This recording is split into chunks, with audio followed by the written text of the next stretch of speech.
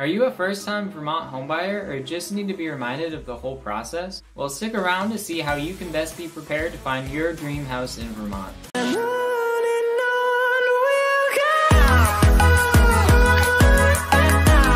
As always, guys, I'm Jacob Barnes with EXP Realty, a real estate agent born and raised here in Vermont. If you're looking to buy or sell a home in Vermont, reach out. I'm happy to help. If you get any value from this video, please make sure to like, subscribe, and leave a comment. Alright, let's get into it. First of all, before you get any big ideas, make sure buying is realistic for you. Do you have any money saved for a down payment? No?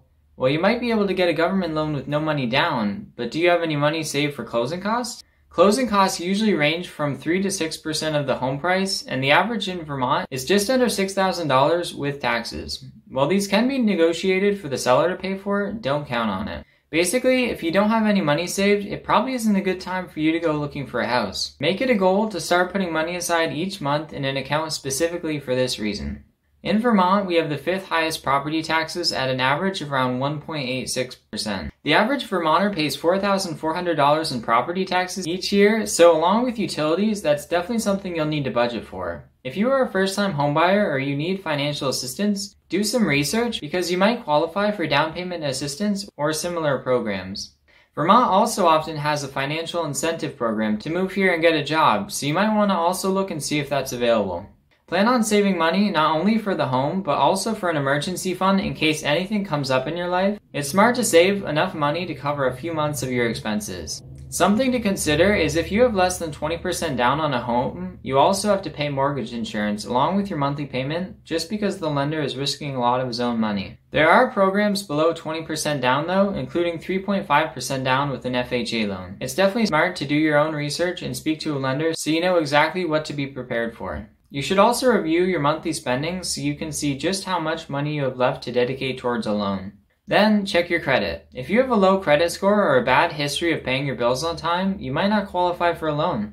It might be smart to wait if you're trying to raise your credit score. This could potentially save you a lot of money with a lower mortgage rate, but again, I recommend speaking to a lender about that. Next, figure out what kind of house is right for you. Do you want a single-family home, a multifamily, a condo, a townhouse? Make a list of all the things you need with the home. How many bedrooms and how many bathrooms minimum? How much square feet?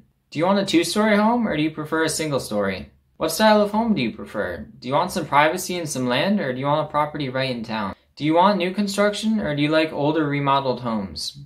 Also think about the area. Are you going to need to be near good schools? Do you need public transportation to get around? Do you need great Wi-Fi? These are all things that you should know when you go to buy a home. And if you have answers to all these things, you should save them for when you reach out to a real estate agent so they can have the best idea of your needs and wants. The next step is reaching out to a lender and applying for a pre-approval. Most real estate agents have lenders they can recommend to you.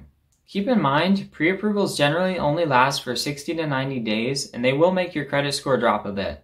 This is because they include a hard credit search, so only do this if you're committed to buying a home in the next few months. You will need it to submit an offer on a home though, so it doesn't make sense to go look at homes if you aren't ready to make an offer.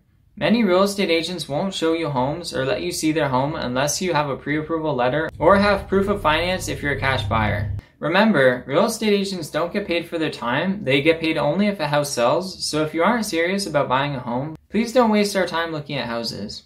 As soon as you've gotten a pre-approval, the next step is reaching out to a real estate agent. Real estate agents are usually paid by the seller at closing, but in a seller's market, sometimes they aren't willing to pay all or even any of the buyer's agent commission. What this means is you might have to pay a real estate agent a full commission or part of one. While commission is negotiable, the Vermont average commission is 3% to both the buyer and the seller's agent.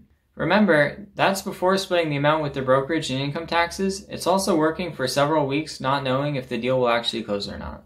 I mention that because 3% of a home seems like a lot to some people, but a good agent will make up for that and more. You'll want to make sure you get a good real estate agent, so maybe ask your friends if they know of a real estate agent in the area. Another thing to do is check reviews and make sure you aren't working with a terrible agent. That could cost you a lot of money and put you in a position you don't want to be in. Probably my favorite way to find a good, honest Vermont real estate agent is to call Jacob Barnes with EXP Realty. And if you don't like him, he can always refer you to another agent. No matter who you go with, a real estate agent will help you look for homes on the MLS, which is where all agents put up and edit listings. The MLS is what Zillow and Realtor.com and all the other random listing websites get their listings from, but they aren't always accurate because sometimes Zillow or Realtor.com will say a home is active when in reality they are under contract and haven't updated yet. I've linked my website down in the description, but you can search for homes there and it's more up to date than most other websites. I've had a few people tell me they had better results searching for homes on there, so it might be worth checking out. Your real estate agent will send you all the homes that match your criteria, and then they can set you up on a search that automatically sends you new or updated listings that hit the market. This way, you don't have to spend lots of time scrolling on Realtor.com with listings that might not even be available. Of course, if you find a listing you love on one of the popular listing sites, your real estate agent can show it to you. It doesn't matter where you find the home, if it's for sale, your agent can show it to you. If you show a home in person or virtually and want to buy it, you can have the agent fill out an offer on the home. If you haven't already, you will need to sign an agreement to work with the agent before writing the offer. The offer will include the amount you are offering on the home, the earnest deposit amount, your terms, and any contingencies you need. Contingencies are ways you can back out of buying the home if you need to. If you back out on buying a home and you aren't doing it with contingency, you probably won't get back your earnest money deposit, which is usually about 1 or 2% of the offer amount. The higher the deposit, the stronger the offer, but the bigger the loss if you need to back out. The listing agent usually holds the deposit until the home closes or falls out of contract due to contingency. Then he returns it to the buyer. As I said before, if neither of those things happen, don't expect to get it back. Typical contingencies include financing contingencies, inspection contingencies, contingent on sale of home, and sometimes a few others. A financing contingency means you can back out and get your deposit back if a lender fails to approve your loan. Inspection contingencies mean you can back out if something big comes up on the inspection report and you don't want to deal with it or it makes the process too expensive for you. Financing and inspection contingencies are the most common and probably the most important. If you need to sell your current home before buying, you'll want the contingent on sale of home contingency as well. Or if you're making an offer on a virtual showing, you can make the offer contingent on you seeing it in person. There are other contingencies you can make as well, but to make your offer the most appealing to sellers, you don't want to have a lot of contingencies. Sometimes a seller will choose a lower offer with less contingencies over a higher offer with lots of contingencies. That being said, it's best to know what you're getting into if you get rid of contingencies, which could cost you thousands of dollars. So it's usually best to keep them and be protected. Alright guys, I know you're sick of them. Moving on from contingencies. A real estate agent is also there to give you advice on what you should offer, how to make your offer the most appealing, and to negotiate with the listing agent in your best interest. The job of the seller's agent is to make you pay the most money, so it's great to have someone representing you who is trying to get you the home for the best conditions and least money. Because both agents will make more money if the home sells for more, you'll want to make sure you are working with someone honest who is actually working in your best interest and has great customer reviews. Although, in competing offer situations and in sellers markets like we are currently in at the time of this video, you will likely have to offer above the listing price if you really want the home. Either way, don't get your hopes too high because another offer might be chosen.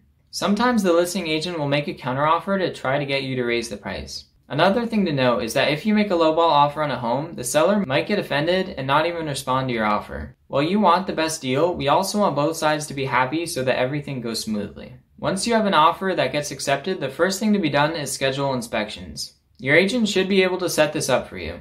Once they're scheduled and the report comes back, you can make any necessary negotiations or sign off the inspection contingency and move on with the home. Of course, you can also back out if needed here, but you have a limited amount of time to do so.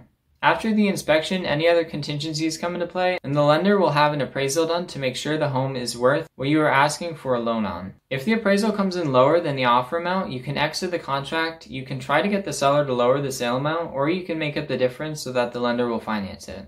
Only about 8% of appraisals come in low, but that's something to be prepared for. Once the loan is approved by your lender and the title search is done and found to be clear by an attorney, you are able to close on the home. Your realtor can recommend you to an attorney to go over all the documents and do the title search. The day before closing, buyers get to do a final walkthrough of the home just to make sure the home is just as it was when they made the offer. With the help of your attorneys, both you and the sellers will sign off on the home, pay for closing costs, and the keys will be yours. Congratulations, you are now a homeowner and you can begin moving in. Welcome to Vermont. Alright, that's everything guys. Please like, comment, subscribe, and reach out if you need help buying or selling a home in Vermont. Also, go follow me on Instagram at Living in Vermont Real Estate. This is Jacob Barnes with EXP Realty, and I'll see you next time.